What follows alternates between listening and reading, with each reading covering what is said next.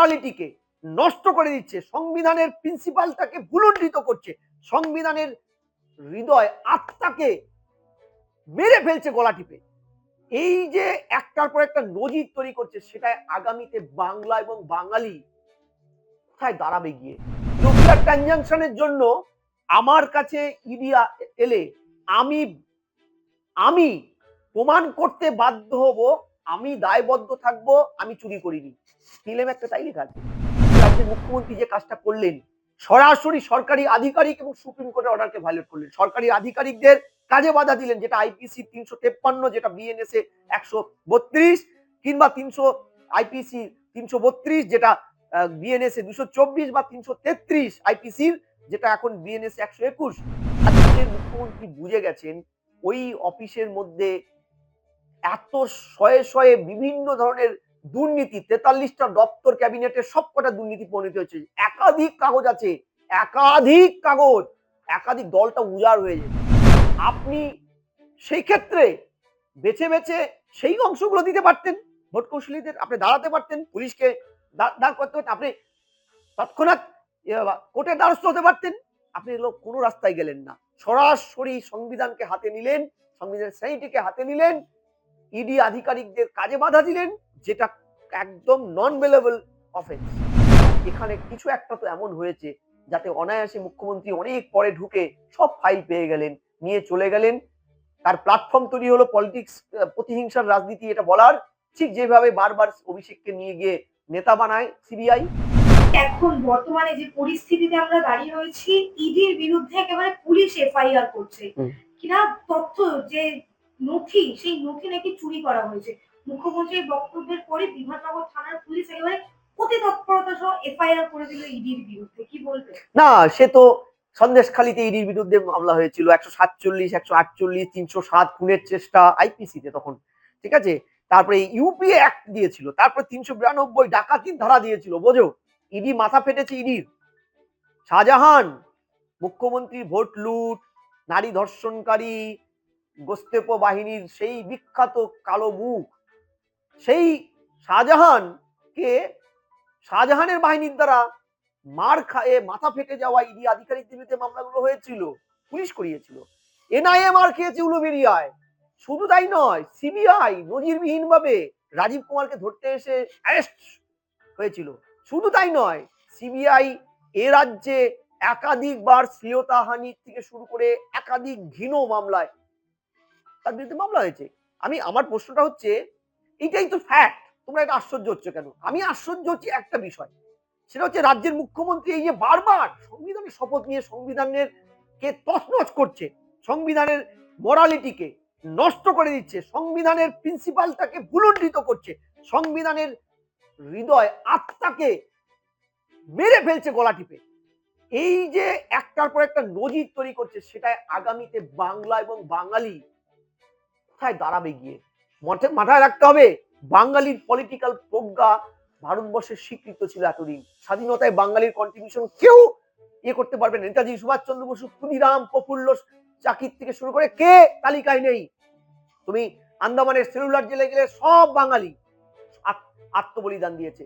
কিন্তু সেই বাঙালির আজকের প্রজন্মের মমতা ব্যানার্জি, প্রবীণ সাংসদ, ভারতবর্ষের অন্যতম প্রবীণ রাজনীতিবিদ, আজকে যে কায়দায় সংবিধানকে নষ্ট করলেন, দ্বিতীয়বার কালিমা লিপ্ত করলেন, উনি থাকবেন না, উনার দল থাকবে না যুগের নিয়মে।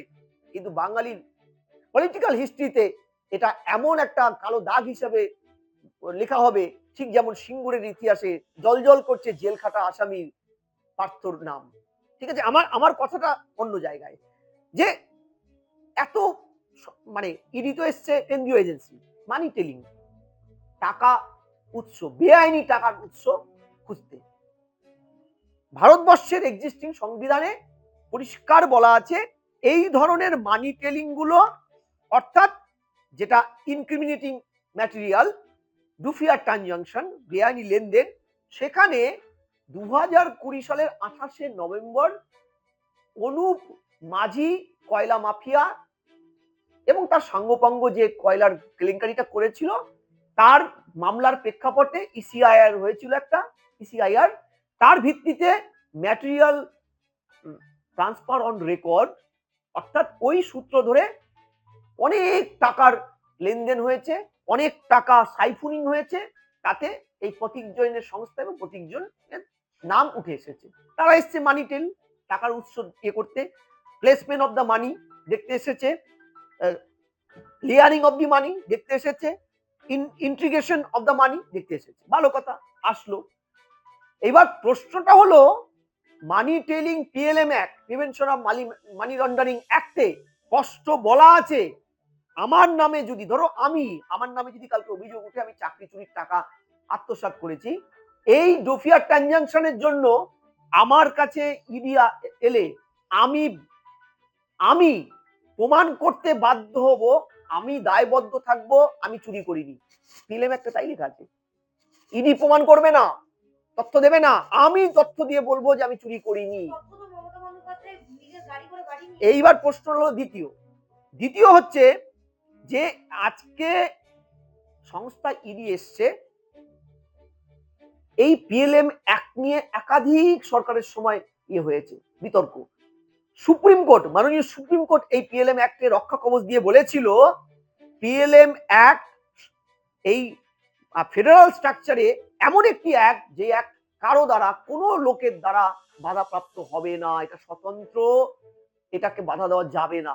তাহলে আজকে রাজ্যের মুখ্যমন্ত্রী যে কাজটা করলেন, সরাসরি সরকারি আধিকারিক এবং সুপ্রিম কোর্টের অর্ডারকে ভায়োলেট করলেন, সরকারি আধিকারিকদের কাজে বাধা দিলেন, যেটা আইপিসি 353, যেটা বিএনএস 132, কিংবা আইপিসি 332, যেটা বিএনএস 224, বা 333 আইপিসির, যেটা এখন বিএনএস 121, সেটাতে কগনিজেবল নন বেলেবল অফেন্স। রাজ্যের মুখ্যমন্ত্রীকে কেন অ্যারেস্ট করা হলো না এখনো পর্যন্ত? কেন ওর বিরুদ্ধে এফআইআর করেনি? বলতে পারেন? চোর পুলিশের খেলা যে ইডি করছে, আজকে ইডি আধিকারিকরা আগে পৌঁছলো, সিএম পরে পৌঁছলো। ইডি আধিকারিকরা এতই অযোগ্য যে সিএম তার পুলিশ কেড়ে নিল সমস্ত ম্যাটেরিয়াল। আগে দেখেছিলাম সারদার লাল ডায়েরি, ডেলোতে মিটিং, সেটাও পাওয়া যায়নি। এটাও দেখলাম সবুজ একটা ফাইল, শয়ে ফাইল, একটা ফাইল তো দেখলাম 2022-এর, উনি বলছেন ভোটের সমস্ত তথ্য ছিল 26-এর, 2022-এর ফাইলটা কি ম্যাডাম? দ্বিতীয়, আমি ধরলাম তার ভোট কৌশলী, কিন্তু মুখ্যমন্ত্রী তো গভর্নমেন্টের মুখ, 164 এই উপধারায় গভর্নমেন্টের প্রধান তিনি রিয়াল এক্সিকিউটিভ অথরিটি। তিনি যে দলের দ্বারা নির্বাচিত হয়েছে, সেই পার্টিকে হয়তো কিছু লোক ভোট দিয়েছে, পার্টি ফর পার্টস, কিছু লোকের, সংখ্যাগরিষ্ঠ লোকের, কিন্তু গভর্নমেন্ট যখন তৈরি হয়, গভর্নমেন্ট ফর অল, তিনি গভর্নমেন্টের প্রতিনিধি, তিনি পুলিশ মন্ত্রী, তিনি গৃহমন্ত্রী।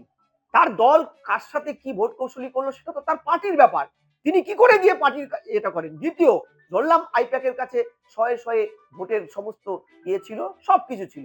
আমার কথাটা হচ্ছে, আপনি সেই ক্ষেত্রে বেছে বেছে সেই অংশগুলো দিতে পারতেন, ভোট কৌশলীদের আপনি দাঁড়াতে পারতেন, পুলিশকে দাঁড় করতে পারতেন, আপনি তৎক্ষণাৎ কোর্টের দ্বারস্থ হতে পারতেন। আপনি কোনো রাস্তায় গেলেন না, সরাসরি সংবিধানকে হাতে নিলেন, সংবিধানের শ্রেণীটিকে হাতে নিলেন, ইডি আধিকারিকদের কাজে বাধা দিলেন, যেটা একদম নন বেলেবল অফেন্স, নন বেলেবল। আমি বলছি কেন অ্যারেস্ট হবে না, প্রশ্ন রইল আমার ইডি আধিকারিকদের বিরুদ্ধে। শুধু তাই কেন, এই রাজ্যের মুখ্যমন্ত্রী নজির তৈরি করেছিলেন একজন আমলা, দুধে আমলা রাজীব কুমার, যারকে সিবিআই তার বাড়ি তল্লাশি করতে এসেছিল সারদার ফাইল লোপাটের অভিযোগ নিয়ে। তিনি কি করেছিলেন? ধর্মতলায় সপরিষদ বাড়ির সামনে ধর্ণা দিয়েছিলেন, সিবিআই কে অ্যারেস্ট করিয়ে দিয়েছিলেন, তাই তো? পারেন তো তিনি। রাজ্যের মুখ্যমন্ত্রী বুঝে গেছেন ওই অফিসের মধ্যে এত শয়ে বিভিন্ন ধরনের দুর্নীতি, 43টা দপ্তর ক্যাবিনেটের সবকটা দুর্নীতি পরিণত হয়েছে, একাধিক কাগজ আছে, একাধিক দলটা উজাড় হয়ে যেত। ওই ভয়ে উনি ঠিক যেমন রাজীব কুমারকে বাঁচাতে ছুটে গিয়েছিলেন, ঠিক একইভাবে এখানে ছুটে গেছেন। কথায় আছে না, বসে বসে ভাবি আমি সারাদিন কি করে মেটাবো তোমার এ ঋণ। এই ঋণ মেটাতে, রাজীব কুমারের ঋণ মেটাতে তিনি রাজীব কুমারকে বাঁচাতে গিয়েছিলেন, ঋণ মেটাতে প্রতীক জৈনকে বাঁচাতে, যার সাথে তার সরকারের কোনো সম্পর্ক নেই, বাঁচাতে ছুটে গেছেন। এই ছুটে যাওয়ার পিছনে ডাল মে কুচ কালা, এটা ধরবে না, পুরো ডালটাই কালা। তো একেবারে ইডি যেখানে ৪ ঘন্টা সেই আইপ্যাকের দপ্তরে মুখ্যমন্ত্রী ছিলেন এবং সেখানে থেকে গ্রেফতার করলো না, বরং হাইকোর্টে জাস্ট অনুমতি চেয়েছে, এখনো মামলা ফাইল হয়নি যেমনটা জানা যাচ্ছে। অন্যদিকে ইডি একেবারে প্রেস রিলিজ দিচ্ছে এবং সেখানে লিখছে যে মুখ্যমন্ত্রী মমতা বন্দ্যোপাধ্যায় তিনি ঢুকলেন এবং কি ফ্যাক্টর যে ডকুমেন্ট গুলো আছে সেই ডকুমেন্ট গুলো নিলেন, ফিজিক্যাল ডকুমেন্ট নিলেন এবং যে ইলেকট্রনিক ডিভাইস হার্ড ডিস্ক সেগুলো নিয়ে বেরিয়ে গেলেন। আর গ্রেফতার করা কি যেত না? উনি দেখলেন, হ্যাঁ, সরাসরি ইডি এফআইআর করতে পারে না, কোর্টের রায় নিতে হয়, এটা নিয়ম, কারণ ওরা তো মানি টেলিং এর ইয়ে করে।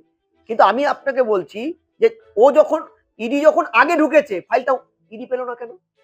ইডি যখন কোনো জায়গায় দপ্তরে সিজ করে পুরোটাকে করিডোরে নিয়ে নেয়, সেন্ট্রাল ফোর্স দিয়ে ঘিরে নেয়, ওখানে মাছিও অনুমতি ছাড়া ঢুকতে পারে না, কি করে সিএম পুলিশ নিয়ে ঢুকে পড়লো? প্রশ্ন রইল এগুলো কি করে ঢুকে? ইডির মার খাওয়ার ইতিহাস ইডি ভুলে গেছে? এই রাজ্যটা তো অন্য রাজ্য, যেখানে ইডি মার খেলে ইডির উপরেই শ্লীলতাহানির মামলা, সিবিআইয়ের উপরে শ্লীলতাহানির মামলা হয়। তাহলে প্রশ্নটা যেটা দাঁড়ালো, একে একে ৩ মেলান, সেখানে স্পষ্ট ইডি সিবিআই এই আধিকারিকরা, এই সমস্ত আধিকারিকদের এফিসিয়েন্সিটা নিয়ে আমি প্রশ্ন করবো না, সেটা আমার ইখতিয়ারের বাইরে। কিন্তু এখানে কিছু একটা তো এমন হয়েছে যাতে অনায়াসে মুখ্যমন্ত্রী অনেক পরে ঢুকে সব ফাইল পেয়ে গেলেন, নিয়ে চলে গেলেন। তার প্ল্যাটফর্ম তৈরি হলো পলিটিক্স, প্রতিহিংসার রাজনীতি, এটা বলার, ঠিক যেভাবে বারবার অভিষেককে নিয়ে গিয়ে নেতা বানায় সিবিআই দপ্তর থেকে বেরিয়ে এসে তিনি বিশাল রাজকীয় প্রেস কনফারেন্স করে। ব্যর্থ নয়, এটা ইনঅ্যাভয়েডেবল পলিটিক্যাল কম্পালশন, বাংলায় যাকে বলে অনিবার্য রাজনৈতিক বাধ্যবাধকতা। তার কারণেই হয়তো ইডি সিবিআইয়ের মতন দক্ষ প্রতিষ্ঠানগুলো কেন্দ্রীয়, তার টিকিটা বাঁধা, মাঝে মধ্যে টিকিটা টান দেয়, একটু শীত ঘুম থেকে ওঠে, আবার ঘুমিয়ে পড়ে শীতে। এই যে অ্যাক্টিভ প্যাসিভ, অ্যাক্টিভ হওয়া, প্রোঅ্যাক্টিভ হওয়া, আবার ডিঅ্যাক্টিভ হয়ে যাওয়া, এই কার্ডটা ওঠানামা করে পলিটিক্যাল কারণে। দেখবেন আগামীতে এমন কিছু হবে, এই মুখ্যমন্ত্রী সেন্ট্রালের বহু কিছু হয়তো মেনে নিলেন, শর্ত মেনে নিলেন, বাস ইডি আবার ঘুমিয়ে পড়লো, আমরা কালীঘাটের কাকুর কোকিল কণ্ঠও শুনতে পেলাম না। এইভাবেই চলুক, চলতে থাকুক। কিন্তু আমার একটাই প্রশ্ন, চলবে, চলতে চলতে যুগের নিয়মে থেমেও যাবে, কিন্তু যেটা লেখা রইল রাজ্যের সরকারের এই কীর্তিগুলো, যাতে বাঙালি রাজনৈতিক প্রজ্ঞা নিয়ে এবার প্রশ্ন উঠলো ভারতবর্ষের বিভিন্ন প্রান্তে। একেবারেই শেষ একটি প্রশ্ন, এই যে ইডির যে আজকে আমরা দেখতে পেলাম চিত্র, এই কয়লা পাচার মামলাতে কোথাও না কোথাও সেই অভিষেক ব্যানার্জির নাম আমরা জড়িত এটা জানতাম। এই অভিষেক ব্যানার্জিকে বাঁচাতেই এই মুখ্যমন্ত্রী এত অতি তৎপরতা সহ নথি সংগ্রহ বা ইডির হালকা করে সবকিছু ছেড়ে দেওয়ার বিষয়? আপনি একটা অভিষেকের নাম বললেন, আমি জানি না আপনি কোন অভিষেকের নাম বললেন, কিন্তু রাজ্যে তৃণমূলের কোটি কোটি এরকম অভিষেক আছে, হয়তো আপনি হয়তো একদম সবচেয়ে সর্বোচ্চ অভিষেকের কথাই বলছেন, কিন্তু এই অভিষেকের কাছে নিচ থেকে অনেক অনেক অভিষেকরা স্তরে স্তরে টাকা পাঠিয়ে পাঠিয়ে ওই ধেরে ইঁদুর বা চূড়াটায় সঞ্চিত করে। ফলে ওই ফাইলে শুধু একটা অভিষেক থাকবে না, অনেক অভিষেক থাকবে এবং ঠকবাজ থেকে গা উজাড় হয়ে যাবে, তৃণমূল উজাড় হয়ে যেত। ওই যে ফাইলটা লাল ফাইল ডেলোর সেই মিটিং, আবার এই যে আজকে সবুজ ফাইল, এই সবুজ বা লাল ফাইলগুলো, এই ফাইলগুলো রাজ্য রাজনীতিতে ভয়ানক আত্মঘাতী কিছু ফাইল, যেগুলো একটা ঠিক ইয়ের মতন, ওই যে প্রফেসর শঙ্কুর মতন হঠাৎ করে দেখবে গায়েব হয়ে যাবে, আর খুঁজে পাবে না, ইডি সিবিআইও আর খুঁজবে না। ফলে আমি এই লাল নীল ফাইলের বা অভিষেকের ইয়েতে যাচ্ছি না, আমি বলছি রাজ্যে প্রত্যেকটা মানুষের প্রতি সংবিধানের ১৬৪ এই উপধারায় রাজ্য সরকার অর্থাৎ গভর্নমেন্টের হেড অর্থাৎ রিয়াল এক্সিকিউটিভ অথরিটি সিএম দায়বদ্ধ। এটা এ রাজ্যের মুখ্যমন্ত্রী ভুলে গেলেও একটা জিনিস উনি মনে রাখেন, তার দলের সমস্ত চোর বাটপার, তারা অভিষেক নাম হতে পারে বা অন্য কোনো নামের হতে পারে, প্রত্যেকের প্রতি তিনি দায়বদ্ধ। ফলে এই দায়বদ্ধতার থেকে তিনি ছুটে গিয়ে ফাইলটা তড়িঘড়ি কেড়ে নিলেন।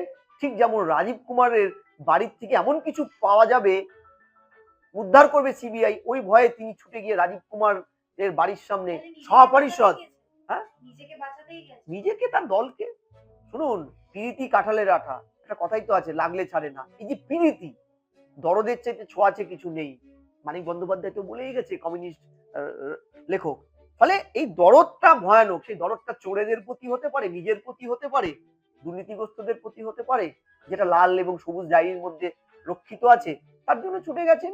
এবং সেই কারণেই দেখবেন বঙ্গ রাজনীতি আরো অনেক রঙ্গ দেখবে। এখন রইল গেরুয়া একটা ফাইলের, সেটাও হয়তো একদিন বেরিয়ে আসবে ভোট চলাকালীন, সেটাও চুরি হয়ে যাবে, খুঁজে পাবেন না।